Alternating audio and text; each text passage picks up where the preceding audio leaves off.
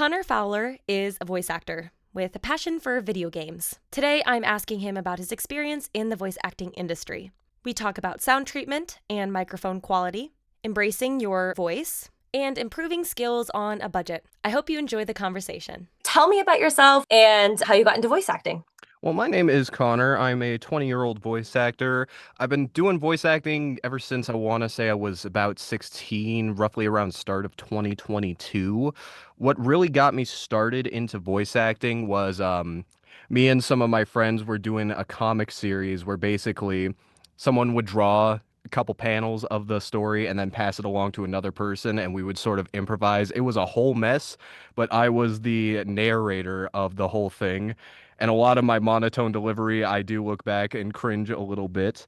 But I would say when I really got started with like actually doing voice work was a creator I liked had started a project and he was looking for voice actors. And that's when I discovered Casting Call Club. I submitted an audition. I got one of the roles. And ever since then, I've just sort of been doing my thing, just submitting auditions, doing character roles. And yeah, it's been a fun time in my experience. In terms of what else I've done voice acting work for multiple indie animations.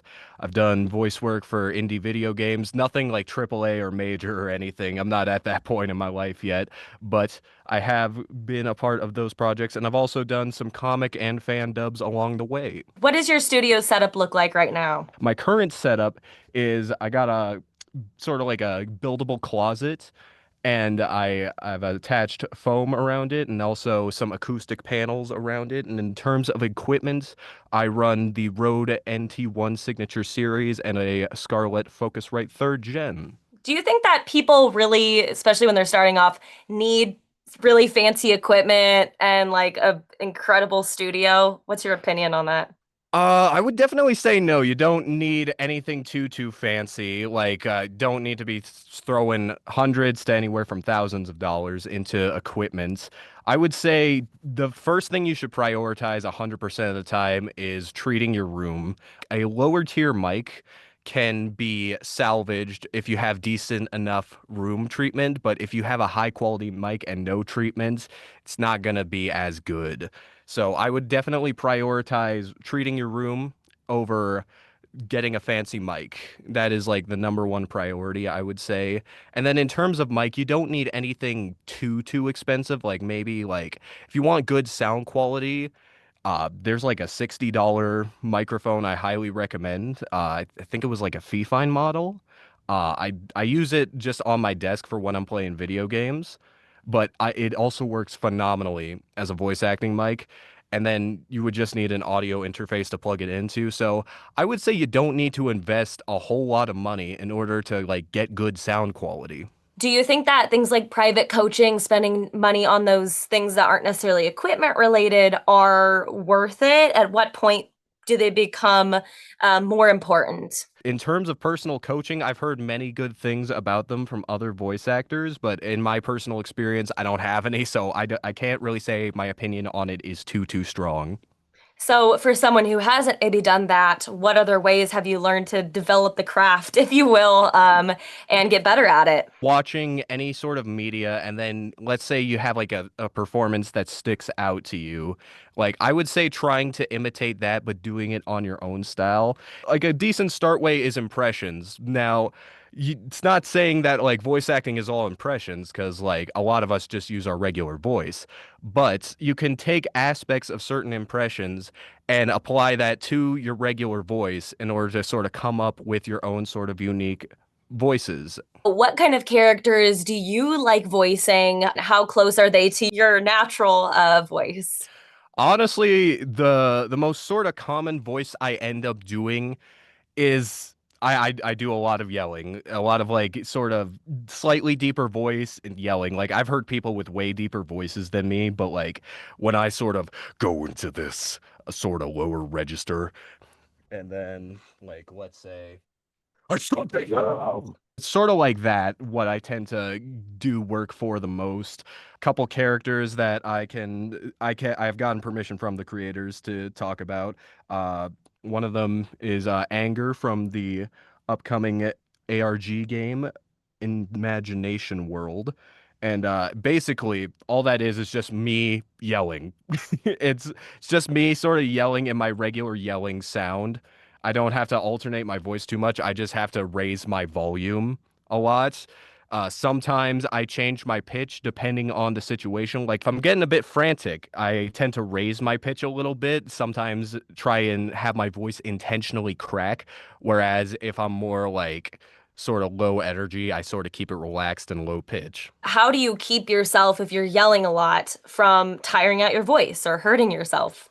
I usually do it in like sort of intervals, if that's like I wouldn't do it all in one session. Like let's say for another gig I did, there was like a certain amount of lines I had to get done in a session. So I did all of the sort of low energy stuff first just to make sure I wouldn't wear out my voice.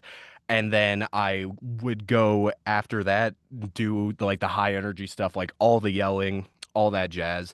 And by the time that was done, my voice gets sort of worn out, but then I just sort of like I refrain from yelling the rest of the day. Next day I wake up, my voice is fine. What's your goals the rest of this year? How, are you going to continue applying for things, work on the things that you're doing? What does that look like right now? So I had a New Year's resolution at the start of the year. I honestly, for any like sort of beginning voice actors, I would also recommend this. Like, it doesn't have to be anything too big, but just like for the sake of consistency and getting a little bit better each time you go into your booth and record lines. What I have started to do is like, because I work full time on the side, I don't do voice acting professionally. I got a job to work and then I come home and either relax or do voice acting. I've decided, okay, I'm gonna find 5 projects and then audition for them and do like 5 projects a week to audition for.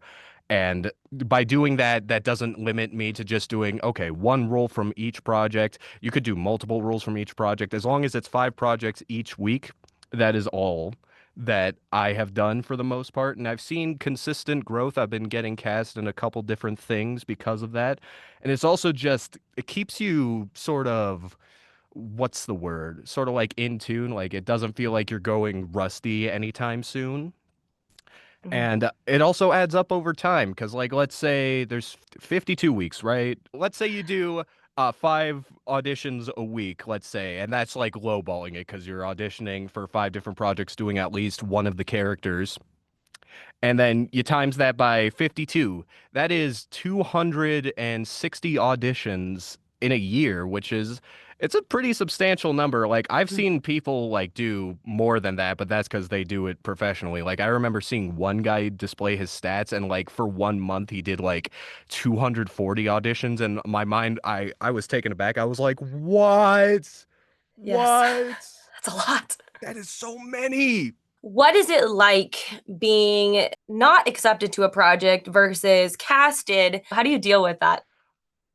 Well, first thing you don't want to do, which I've seen some people do, is like message and get angry to the creator. That's just not the way to go about things. Let's be real.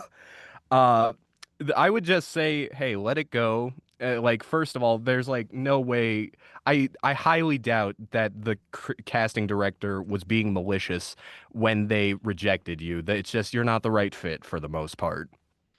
But at the same time, it's like if that keeps happening to you, like I would highly suggest like maybe it's like your skills. Maybe you need to sort of like grow upon them.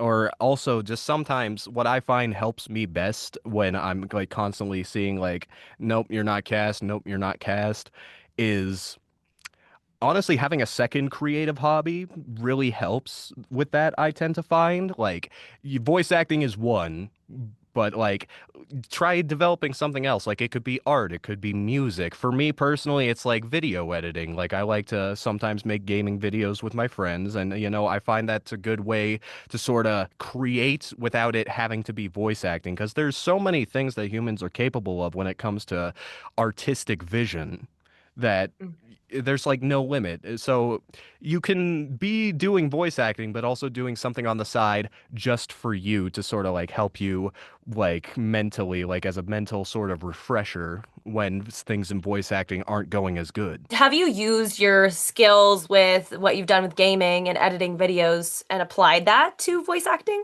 When it comes to video games, like if there's vocal performances, I do like to sort of analyze it. Like, I'm like, okay, I do like the delivery of this line. I think the delivery of this line is good. I kind of want to, if I ever am in a state where I need to sort of emote like this, I do kind of want to copy this line's homework, delivery of the line's homework. Most I've really experienced with video editing is it's helped me with like gauging audio levels. I tend to find like, okay, am I too quiet on this one? Okay, let's bump that up for next time. Try to find like a good middle ground. What are your long-term goals with voice acting, if you have any? What does it look like in the future, past a year? I would love to do voice acting in anime. I think that would be really cool. My all-time voice acting goal is I'm really big into fighting games, and I would love to voice a fighting game character, like whether it be an indie fighting game or like a triple A fighting game, like say Street Fighter, Tekken. I think that would be so much fun, and it's something that really gets me going because a lot of these fighting games, they have amazing character voice acting. Do you find that certain types of projects or certain characters are harder than others? I find clarity when you're yelling. It can be a bit hard sometimes, at least for me, because I tend to find sometimes I tend to slur my words a little bit, or like sometimes like the direction I go with kind of ends in me like kind of becoming a little incoherent. Like, what did you just say there? Type of deal. Like kind of needing subtitles for that. In terms of other challenges, I mostly just find like anything that is not like a standard North American accent. I would love to study accents because I think they add so much character to characters, but it's like I cannot, I'm not great at accents. So whenever some role is requiring like say a British accent, European accent, Spanish accent, gone in the dirt. How have you branded yourself uniquely as a voice actor? How do you think that people should approach that from your personal experience? If somebody tells you that you do something good, I would definitely use that as sort of like good advertising. Like I've been told I do really good job when it comes to yelling and screaming. Like I've been in a couple voice chats where it's like, "Hey, this is Connor, by the way. If you ever need a guy to scream, he's your guy."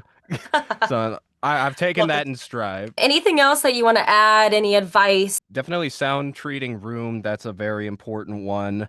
Don't be too butthurt if you're not cast in something. Like, there will be other opportunities elsewhere. Trust. You miss every shot you don't take. Like, you might see someone get cast, and it's like, well, why wasn't I cast? And the question is, if you didn't audition, then you're kind of that's kind of your answer there. Thank you so much, Connor. I really appreciate your time. Yeah, thank you very much for having me again. It's been a blast.